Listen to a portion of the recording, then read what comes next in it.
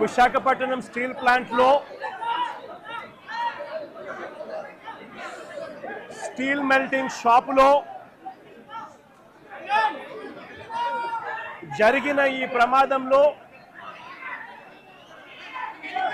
ఇప్పటికే దాదాపుగా 9 మంది చనిపోయిన పరిస్థితుల మధ్య హాస్పిటల్లో వైద్యం చేయించుకుంటా ఉన్నారు మరో 5 మంది. ఇందులో కూడా ఇంకా ఒకరి పరిస్థితి చాలా విషమంగా ఉన్న పరిస్థితుల మధ్య దాదాపుగా 95% బర్న్స్తో ఇంకా ఒక అన్న ట్రీట్మెంట్ చేయించుకుంటా ఉన్నాడు. అంటే దాదాపుగా 9 మంది చనిపోయిన ఈ పరిస్థితుల మధ్య ఈరోజు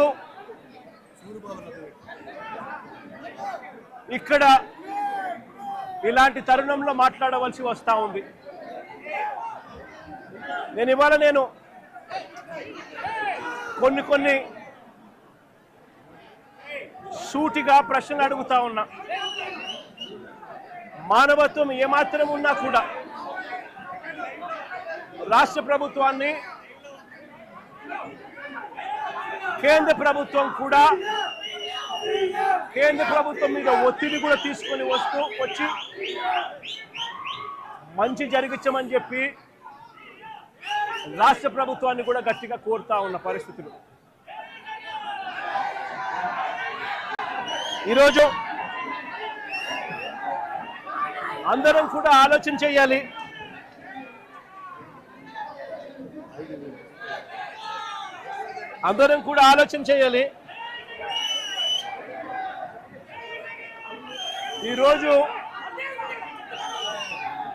ఈరోజు స్టీల్ ప్లాంట్లో కార్మికులు ఎలా బ్రతుకుతా ఉన్నారు, కార్మికులకు మంచి జరుగుతా ఉందా లేదా అన్నది ప్రతి ఒక్కరూ కూడా ఆలోచన చేయాల్సిన అవసరం. 2024 వైఎస్ఆర్సీపీ ప్రభుత్వం ఉన్నంత వరకు కార్మికులు, స్టీల్ ప్లాంట్ ఎంప్లాయీస్ ఎలా బ్రతికే వాళ్ళు, ఇప్పుడు చంద్రబాబు నాయుడు గారి ప్రభుత్వం వచ్చిన తర్వాత వీళ్ళ కూటమి ప్రభుత్వం అధికారంలో ఉన్న నేపథ్యంలో ఎలా బతుకుతా ఉన్నారు కార్మికులు, ఎంప్లాయీస్ అన్నది అందరం కూడా బేరీజు వేయాల్సిన అవసరం ఉన్న పరిస్థితి. ఒకసారి గమనించినట్లయితే ఇదే స్టీల్ ప్లాంటు ప్రైవేటీకరణ అప్పట్లో ప్రస్తావన వచ్చినప్పుడు వైఎస్ఆర్సీపీ ప్రభుత్వం గట్టిగా దీన్ని ఆపింది. ఇందులో భాగంగానే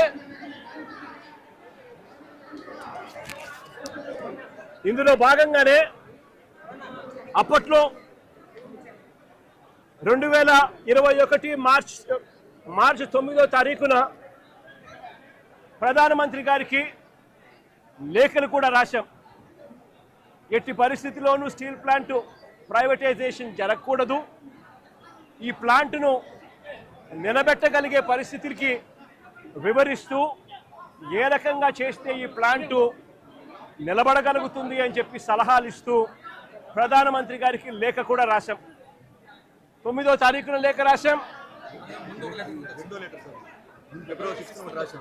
అదే మాదిరిగా ఫిబ్రవరి 6 కూడా రెండో లేఖ కూడా రాశాం. ఫిబ్రవరి 6 కూడా రెండో లేఖ కూడా రాశాం. ఫిబ్రవరి 6, మార్చి 9 అది చూపించు. 2 లేఖలు ప్రధానమంత్రి గారికి రాశాం. ఫిబ్రవరి 6, మార్చి 9. దీని తర్వాత మేలో 2021 మేలో ఏకంగా అసెంబ్లీలో తీర్మానం చేశాం. ఇది అసెంబ్లీలో తీర్మానం చేసిన మినిట్స్. ఎట్టి పరిస్థితుల్లోనూ స్టీల్ ప్లాంట్ను ప్రైవేటైజ్ చేయడం అన్నది అన్యాయము చేయొద్దండి అని చెబుతూ ఏ రకంగా ఈ ప్లాంట్ను గొప్పగా నిలబెట్టగలుగుతాము, ఏ రకమైన మార్పులు చేర్పులు చేయగలిగితే ఈ ప్లాంటు బ్రహ్మాండంగా నడిచే పరిస్థితి ఉంటుంది అని చెప్పి కూడా వివరిస్తూ సలహాలు కూడా ఇచ్చాం. ఈ సలహాలన్నీ కూడా ఇస్తూ అసెంబ్లీలో తీర్మానం చేసి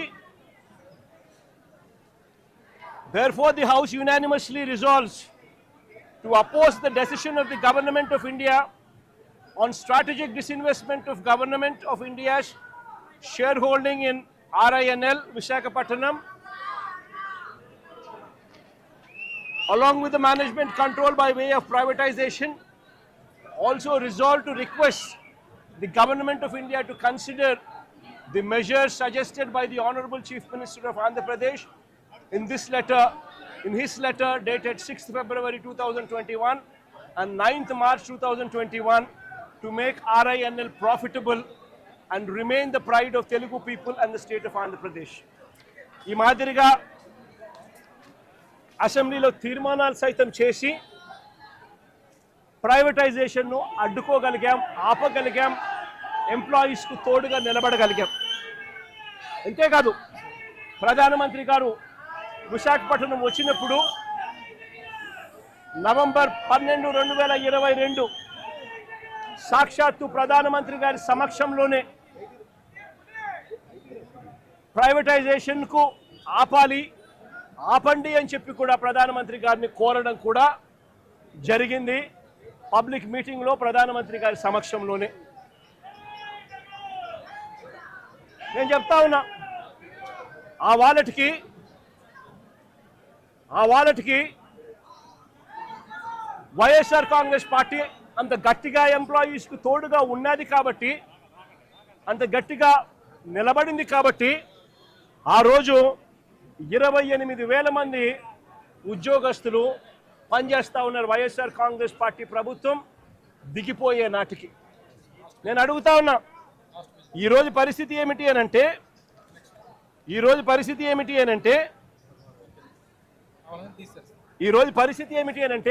కేవలం ఈ 2 సంవత్సరాల కాలంలోనే ఏకంగా 28,000 మంది పనిచేస్తూ ఉన్న ఈ సంస్థలో కాంట్రాక్ట్ అయితేనేమి, పర్మనెంట్ ఎంప్లాయీస్ అయితేనేమి, రెగ్యులర్ ఎంప్లాయీస్ అయితేనేమి 28,000 పనిచేస్తూ ఉన్న పరిస్థితుల మధ్య 2024 మన ప్రభుత్వం దిగిపోయే నాటికి ఈ 2 ఏళ్లలో ఏకంగా 10,500 మందిని తీసేశారు. కాంట్రాక్ట్ ఎంప్లాయీస్ని 6,500 మందిని తొలగించారు.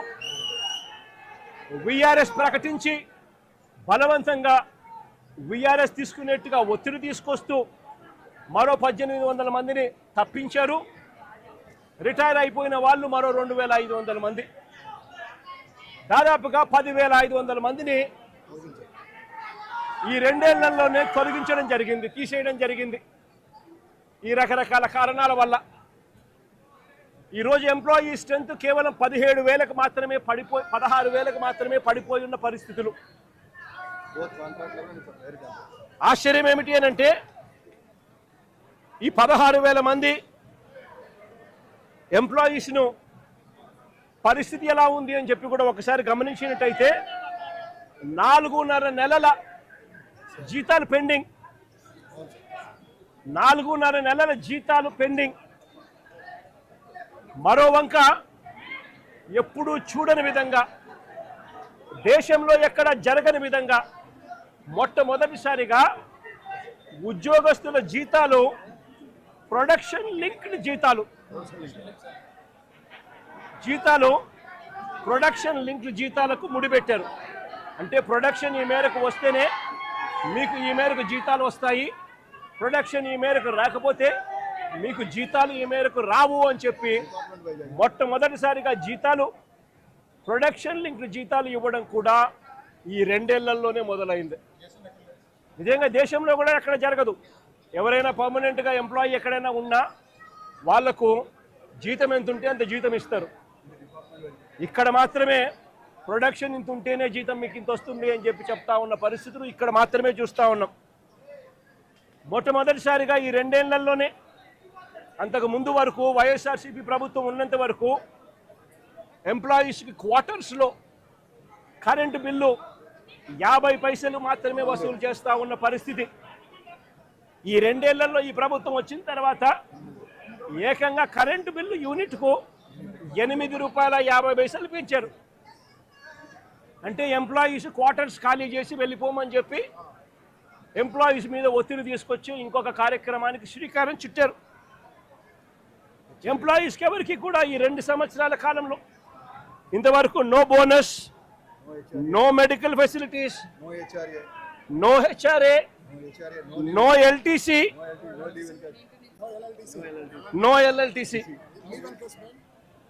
No leave encashment, no incentives. నిజంగా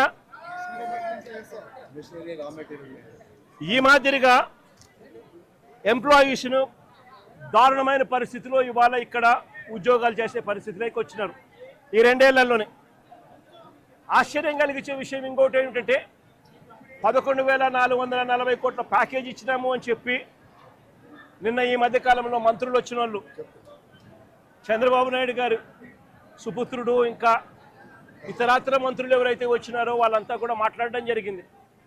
ఈ 11,440 కోట్ల ప్యాకేజ్ ఏదైతే ఉందో ఈ ప్యాకేజు ఈ కంపెనీలో, ఈ స్టీల్ ఫ్యాక్టరీలో మెయింటెనెన్స్ కోసమో లేకపోతే సేఫ్టీ పారామీటర్స్ పెంచడం కోసమో ఎఫిషియన్సీ ఇంప్రూవ్మెంట్ కోసమో తీసుకొచ్చింది కాదు.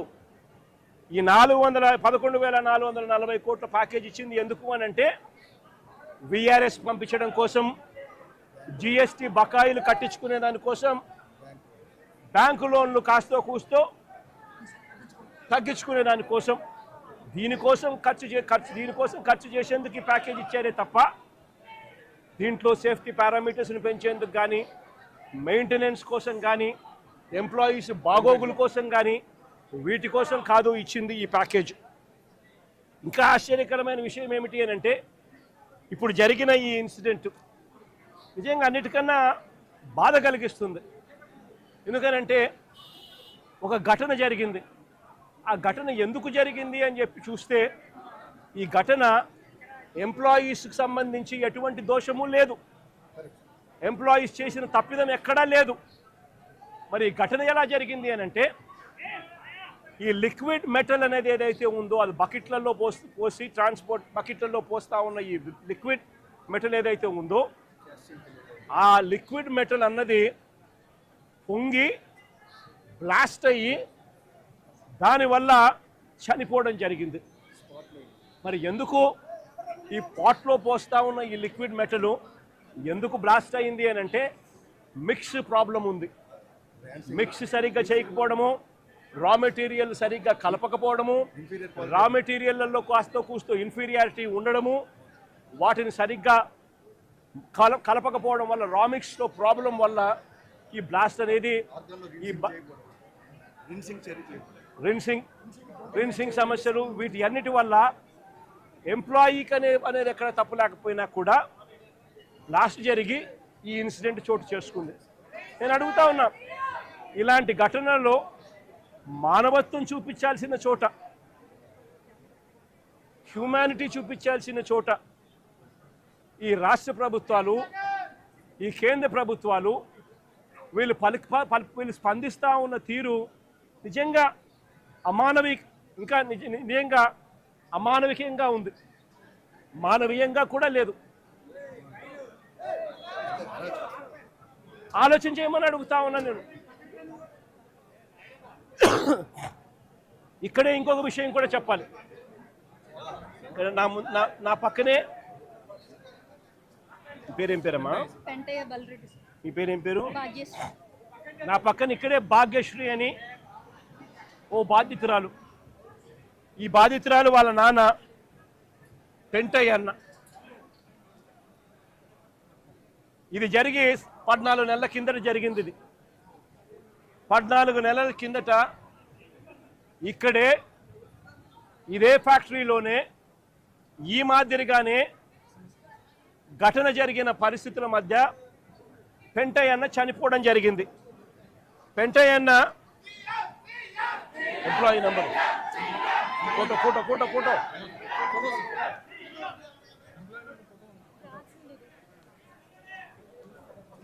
ఈ పెంటయ్య అన్న employee number 124185, permanent employee, regular employee. SMS2లో పనిచేస్తూ ఉన్నాడు, మాస్టర్ టెక్నీషియన్గా పనిచేస్తూ ఉన్నాడు. చనిపోయింది 1/4/2025. 1/4/2025 1st April 2025 చనిపోయాడు. నేను అడుగుతా ఉన్నా, ఈ పెంటయ్య అన్నకు కూతురు, ఇదిగో ఐడి కార్డు, ఈ పెంటయ్య అన్నకు కూతురు పేరేం పేరుమా? భాగ్యశ్రీ కూతురు. కొడుకు ప్రసాదు, నవీను ప్రసాదు.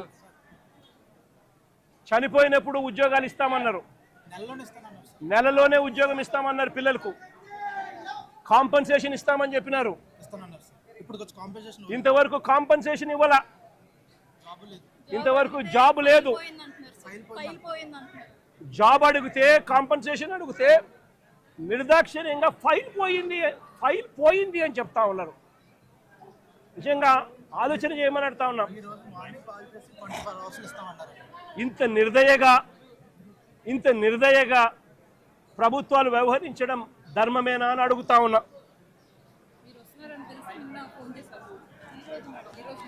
సిమిలర్గా ఇవాళ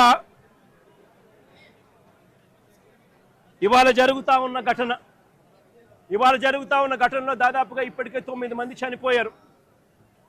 దాదాపుగా మరో 5 మంది హాస్పిటల్లో వైద్యం పొందుతూ ఉన్నారు. ఈ 5 మందిలో కూడా ఒకరి పరిస్థితి విషమంగా ఉంది. వీళ్లకు కాంపన్సేషన్ విషయంలో నిన్న చంద్రబాబు నాయుడు గారి సుపుత్రుడు ఆయన మాట్లాడిన మాటలు చూస్తే నిజంగా నాకు ఆశ్చర్యం కలిగిస్తుంది. మానవత్వం అన్నది ఎవరికైనా ఎక్కడైనా కానీ కొద్దో గొప్ప ఉండాలి కదా, ఇలాంటి మనుషులు కూడా ఉంటారా అనిపించింది. నిజంగా ఆయన అంటాడు 1,72,00,000 ఇస్తా ఉన్నాము అని చెప్పి. నాకు ఆశ్చర్యంగా నేను అడుగుతా ఉన్నా, అయ్యా లోకేష్ గారు, ఈ 1,72,00,000లో మీరు ఏదైతే మాట్లాడుతూ ఉన్నారో ఆ ఎంప్లాయీస్కు రైట్ఫుల్గా వాళ్ళకి రావాల్సిందే కదయ్యా, నువ్వు ఇస్తూ ఉన్నావు, ఎక్స్ట్రా నువ్వేమి ఇస్తూ ఉన్నావు అని చెప్పి నేను అడుగుతా ఉన్నా. ఈ ఎంప్లాయీస్కి రావాల్సిన గ్రూప్ ఇన్సూరెన్స్ అయితేనేమి, ప్రావిడెంట్ ఫండ్ అయితేనేమి, గ్రాట్యుటీ అయితేనేమి, రిస్క్ ఇన్సూరెన్స్ అయితేనేమి,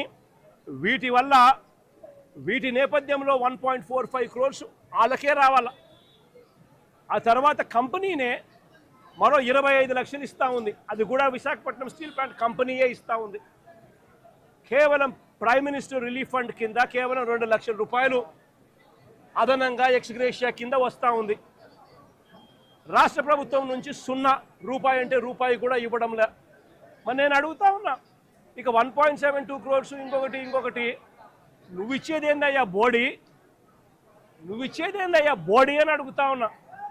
వాళ్ళకి రావాల్సిందే, వాళ్ళ హక్కుగా వాళ్ళకి రావాల్సిందే వాళ్ళకు వస్తూ ఉంది. వాళ్ళకి అది ఇస్తూ ఉన్నారు, అది వాళ్ళకి ఇస్తూ ఉన్నారని మీరు చెప్తా ఉన్నారు. ఇది నిజంగా ధర్మమేనా, న్యాయమేనా అడుగుతా ఉన్నా. ఇదే విశాఖపట్నంలో ఇంతకుముందు మా హయాంలో ఇలాంటి ఒక దుర్ఘటన జరిగితే అక్కడ కూడా మనుషులు చనిపోతే ఎంతమంది చనిపోయినారు? ఎల్జీ పాలిమర్స్లో అప్పట్లో కూడా ఒక దుర్ఘటన జరిగి 14 మంది అప్పట్లో చనిపోయిన ఘటన జరిగితే రాష్ట్ర ప్రభుత్వం ఎలా స్పందించింది?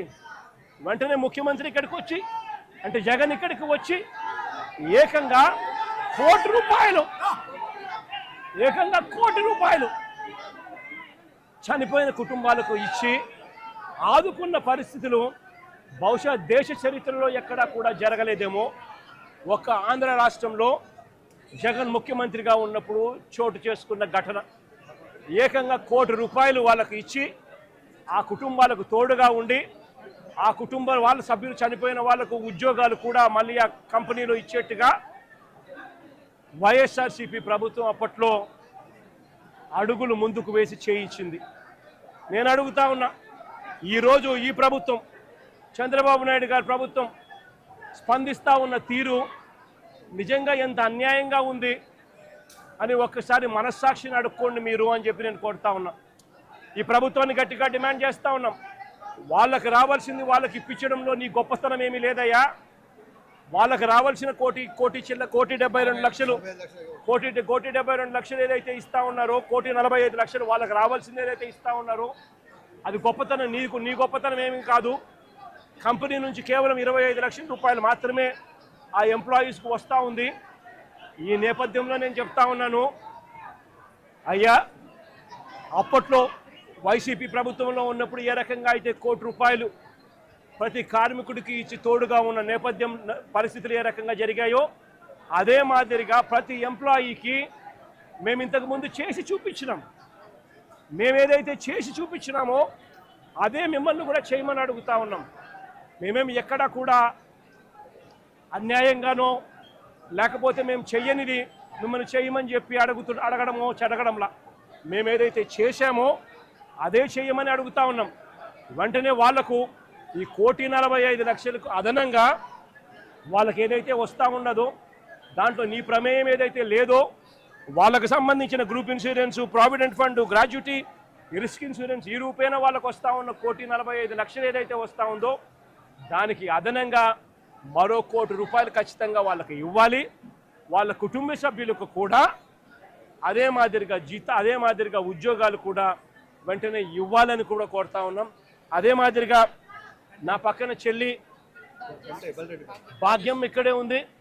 వాళ్ళ కుటుంబం కూడా ఇదే మాదిరిగానే సంవత్సరం 14 నెలల కిందట 14 వాళ్ళ భార్య ఇక్కడే ఉంది.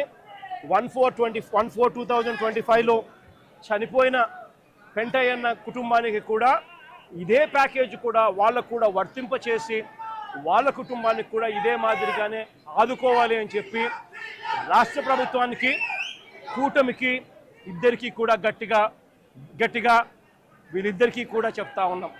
మరీ ముఖ్యంగా చంద్రబాబు నాయుడు గారికి, మరీ ముఖ్యంగా రాష్ట్ర ప్రభుత్వానికి, ఎందుకంటే బాధ్యత రాష్ట్ర ప్రభుత్వం కాబట్టి వెంటనే చిత్తశుద్ధి చూపండి, ఎంప్లాయీస్కి తోడుగా ఉండండి. మీరు కూడా అసెంబ్లీలో వైఎస్ఆర్ కాంగ్రెస్ పార్టీ తీర్మానం చేసినట్టుగానే మీరు కూడా ప్రైవేటైజేషన్కు వ్యతిరేకంగా అసెంబ్లీలో మేము చేసినట్టుగానే తీర్మానం కూడా చేసి కేంద్రానికి పంపి ఇది జరగకుండా కూడా ఆపే కార్యక్రమంలో చిత్తశుద్ధిని కూడా చూపండి అని చెప్పి కూడా గట్టిగా వీళ్ళందరికీ కూడా కోరుతా ఉన్నాం.